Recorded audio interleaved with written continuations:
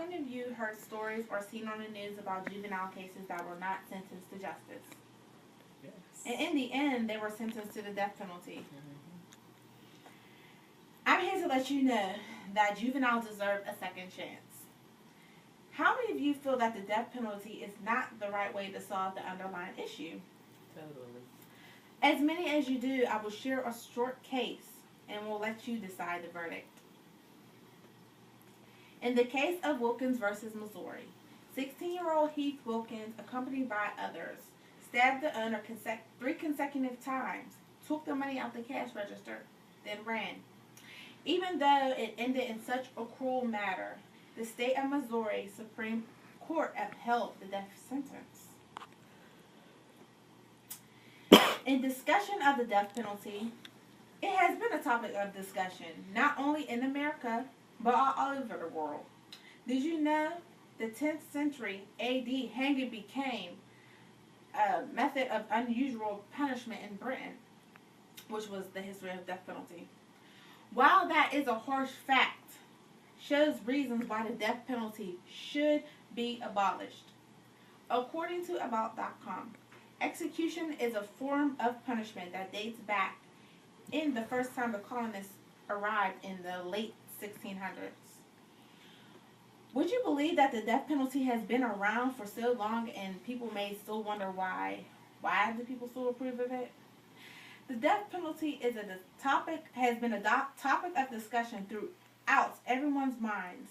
Questions should arise why juveniles should be sentenced to capital punishment.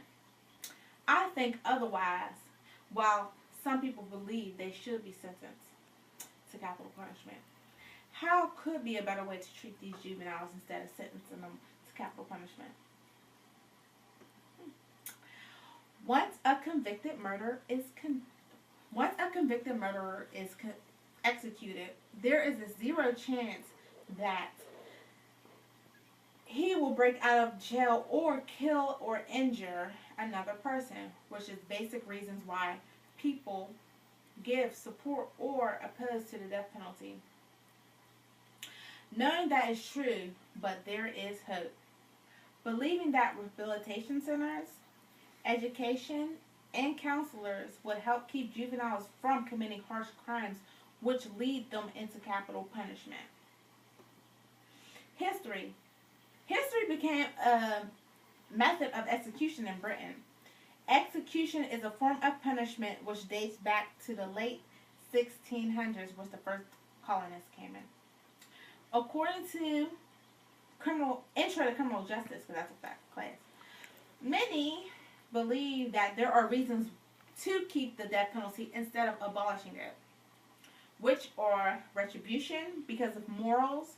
The criminal should serve revenge, deterrence to threaten the offender, just desserts so the offender could suffer, protection so the offender or juvenile cannot commit any more serious crimes, which I do not agree with because I believe juveniles deserve a second chance. Which brings me to the basic reasons not to support the death penalty. Cruel and unusual punishment. The offender may be mentally disabled. Execution of innocent people falsely accused. Or an eyewitness may lie. I believe rehabilitation centers, education, and counselors such as the Big Brothers and Big Sister program would help prevent juveniles from committing harsh crimes, which would lead them into capital punishment. Once again, I believe juveniles deserve a second chance. On January 27, 2004, the U.S. Supreme Court decided to review whether execution of the 16 and 17-year-olds violates the Constitution on ban on cruel and unusual punishment. Reasons not to support the death penalty. Issues with wealth, income, and inequality. A low income, they cannot afford the best lawyers they need, so they're forced into having the the low lawyers, such as the public defenders. It may be costly. Did you know that 70 billion a year? It is $70 billion a year to incarcerate someone in prison or in jail. 90% of 300 people that are on death row are poor.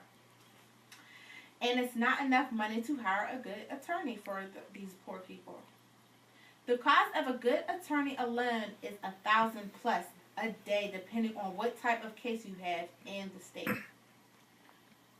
Poor than not as rich will be issued a public defender, which can result in a loss of case.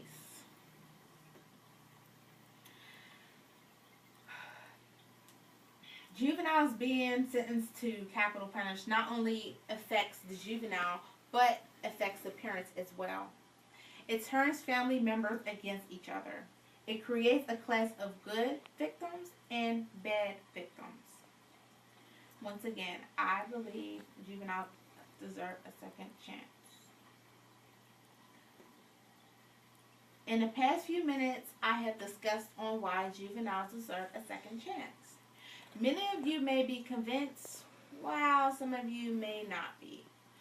By the factual information that I have given or provided in the last few minutes should have you stop and think, what if that was my child sentenced on death row? In reference, many of you may feel that the killing of convicted murderers will satisfy the needs for justice. But you should look beyond what you find out, and that is false. And then again, I believe that juveniles deserve a second chance, and so should all of you. Thank you.